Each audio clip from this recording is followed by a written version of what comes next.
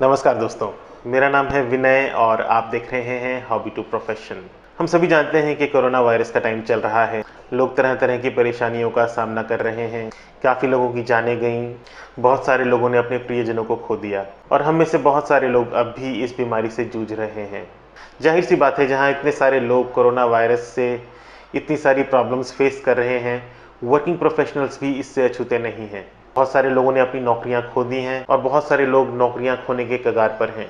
एक कड़वा सच है, हमारा एम्प्लॉयर चाहे जितना भी अच्छा क्यों ना हो, वो लोग हमारी फैमिली नहीं है जो कि हर एक कठिन समय में हमारे साथ में खड़े रहेंगे। कोरोना वायरस से पहले भी एम्प्लॉयज़ को ले ऑफ किया जाना एक रेगुलर प्रोसेस है।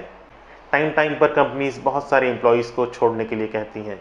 सेपरेशन एक डिफाइंड प्रोसेस है, लेकिन दुख की बात यह है कि बहुत सारी कंपनीज की ये कोशिश रहती है कि सेपरेशन के टाइम पर एम्प्लॉयज़ को उनके बेनिफिट्स ना देने पड़ें और इसके लिए वो तरह तरह के हथकंडे अपनाते हैं जो कि एम्प्लॉय के लिए एक डर और डिप्रेशन का कारण बनती हैं।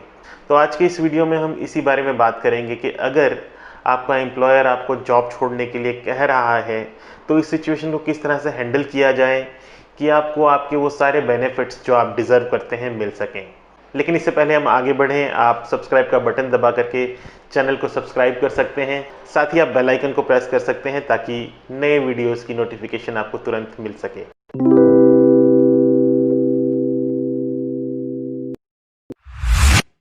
हाल ही में मैंने अपने कुछ दोस्तों, कुछ रिलेटिव से सुना कि किस तरह से उनके एम्प्लॉयर्स ने उनको जॉब छोड़ने के लिए कहा है और एम्प्लॉयर की पूरी कोशिश थी कि एम्प्लॉय खुद रिज़ाइन कर दे और उनको किसी भी तरह का कोई भी कॉम्पनसेशन ना देना पड़े। अगर आप अपने एम्प्लॉय की सेपरेशन कंडीशंस को समझना चाहते हैं तो इसके लिए आपको अपना ऑफर लेटर देखना चाहिए। ज़्यादातर कंपनीज की सेपरेशन पॉलिसी एक ही तरह की होती है। अगर आप रिज़ाइन करते हैं तो आपको कुछ महीने का नोटिस पीरियड सर्व करना होगा। अगर आप नहीं सर्व करते हैं तो आपको वो नोटिस पीरियड बाय आउट करना होगा। इसका मतलब उतने समय की सैलरी आपको कंपनी को देनी पड़ेगी और यही कंडीशन एम्प्लॉयर के ऊपर भी लागू होती है। अगर एम्प्लॉयर आपको जॉब छोड़ने के लिए कहता है तो उनको भी आपको टर्म्स के हिसाब से नोटिस पीरियड देना होगा और अगर वो आपको नोटिस पीरियड पर नहीं रखना चाहते हैं तो उन्हें आपको उतने समय की सैलरी देनी पड़ेगी। हमारे रिलेटिव्स में से किसी ने मुझे थोड़े टाइम पहले बताया कि अचानक उनके एचआर डिपार्टमेंट से कॉल आया है कि आपकी परफॉर्मेंस अच्छी नहीं चल रही है और कंपनी आपको टर्मिनेट करना चाहती है। साथ ही उनसे ये कहा गया कि अच्छा होगा कि आप अपने आप रिज़ाइन कर दें। अगर आप रिज़ाइन नहीं करते हैं तो कंपनी को आपको टर्मिनेट करना होगा और उस सूरत में अगर आप दूसरी जगह पर जॉब करने के लिए जाते हैं तो बैकग्राउंड वेरिफिकेशन के टाइम पर हम आपका एम्प्लॉयमेंट वेरीफाई नहीं करेंगे। तो यहाँ पर समझने वाली बात यह है कि कंपनी चाहती थी कि एम्प्लॉय खुद रिज़ाइन कर दे। अगर एम्प्लॉय खुद रिज़ाइन करता है उस केस में एम्प्लॉयर को उसको उसके नोटिस पीरियड की सैलरी नहीं देनी पड़ेगी और वो उसका नोटिस पीरियड भी वेव ऑफ कर सकते हैं। लेकिन अगर वो उसका एम्प्लॉयमेंट खुद टर्मिनेट करते हैं उस केस में उनको एम्प्लॉय को नोटिस पीरियड की सैलरी जितना अमाउंट देना पड़ेगा या फिर उससे उतना नोटिस पीरियड सर्व करवाना पड़ेगा। तो एम्प्लॉयर के लिए हमेशा फ़ायदे की सिचुएशन ये रहती है कि एम्प्लॉय ने रिज़ाइन कर दिया और वो उसका नोटिस पीरियड वेव ऑफ कर देते हैं और उसको सिर्फ उसके लास्ट वर्किंग डे तक की सैलरी दे देते हैं। इसके अलावा उसको कोई कंपनसेशन नहीं दिया जाता। खैर, मैंने उनको समझाया कि आप अपने आप रिज़ाइन ना करें और अपने एम्प्लॉयर को बोलें कि वो जो भी एक्शन लेना चाहें ले सकते हैं, लेकिन आप अपनी तरफ से रेजिग्नेशन नहीं देंगे। आखिरकार एम्प्लॉयर ने उन्हें कन्विंस किया कि हमारी फाइनेंशियल सिचुएशन अच्छी नहीं है और हमें कुछ एम्प्लॉयज़ को निकालना पड़ रहा है।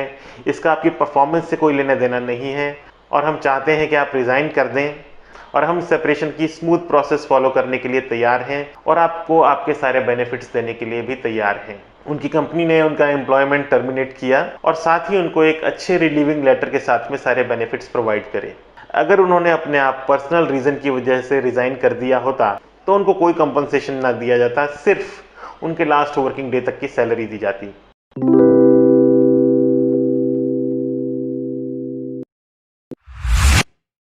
अगर आप इस तरह की सिचुएशन फेस कर रहे हैं तो दो तीन बातों का आपको ध्यान रखना पड़ेगा।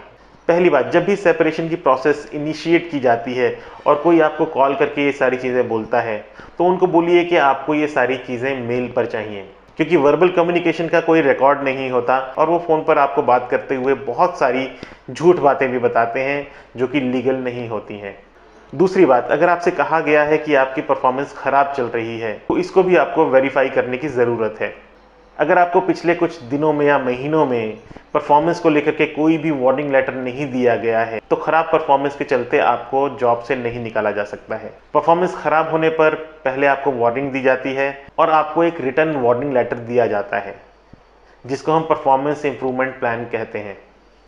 और उस लेटर में ये मेंशन होना चाहिए कि दिए गए समय के अंदर अगर आपकी परफॉर्मेंस इंप्रूव नहीं होती है तो कंपनी आपके एम्प्लॉयमेंट को टर्मिनेट कर सकती है। पर अगर आपको इस तरह की कोई वार्निंग नहीं दी गई है तो अचानक से आपकी परफॉर्मेंस को खराब बोल करके आपके एम्प्लॉयमेंट को टर्मिनेट नहीं किया जा सकता। तीसरी बात, सेपरेशन प्रोसेस को समझना। अगर आपको अपनी कंपनी की सेपरेशन प्रोसेस समझनी है तो आपको अपने ऑफर लेटर में देखना चाहिए। आपके ऑफर लेटर में डिटेल दी गई होती है कि सेपरेशन के समय क्या टर्म्स एंड कंडीशंस रहेंगी। अगर आप रिज़ाइन करते हैं तो आपको कितना नोटिस पीरियड सर्व करना होगा, अगर आप नोटिस पीरियड नहीं सर्व करते हैं तो आपको क्या कॉम्पनसेशन देना पड़ेगा, और इसी तरह से अगर कंपनी आपको जॉब छोड़ने के लिए कहती है तो उनको आपको क्या नोटिस पीरियड देना पड़ेगा या क्या कॉम्पनसेशन देना पड़ेगा। ये सारी चीज़ें आपके ऑफर लेटर में मेंशन की गई होती हैं। और आखिरी और बहुत ही महत्वपूर्ण बात, अगर कोई आपके साथ में मिसबिहेव कर रहा है या फिर आपके ऊपर मानसिक दबाव बनाने की कोशिश कर रहा है या फिर आपको कुछ अलग ही तरह के कायदे कानून समझाने की कोशिश कर रहा है, उस केस में आप हमेशा लीगल हेल्प ले सकते हैं। आप किसी भी लीगल प्रोफेशनल के साथ में डिस्कस कर सकते हैं और उसके अकॉर्डिंग आप एक्शन ले सकते हैं। जब भी कोई एम्प्लॉयर अपने एम्प्लॉय को जॉब छोड़ने के लिए कहता है, ये सिचुएशन बहुत ही भयानक होती है। लोग डिप्रेशन में चले जाते हैं और समझ में नहीं आता है कि इसको किस तरह से हैंडल किया जाए। इस समय सबसे ज्यादा जरूरी ये है कि आपको जो बेनिफिट्स मिलने चाहिए उन बेनिफिट्स को आप अपने हाथ से ना जाने दें, ताकि जब तक आपको नई जॉब नहीं मिलती है आप अपने फाइनेंस को ठीक तरह से मेंटेन कर सकें। और साथ ही एक और बात जो हम सबको समझने की जरूरत है, ये सारी पॉलिसीज सिर्फ कंफर्म्ड एम्प्लॉइज के ऊपर ही लागू होती हैं। इसका मतलब यह है कि अगर आपकी पक्की जॉब है, आपको ऑफर लेटर मिला हुआ है, आप एक कंफर्म्ड एम्प्लॉय हैं, तभी आपको ये सारे बेनिफिट्स मिल सकते हैं। उम्मीद करता हूँ आज का वीडियो आपको पसंद आया होगा। अगर आपको अच्छा लगा है तो लाइक का बटन दबा दीजिए।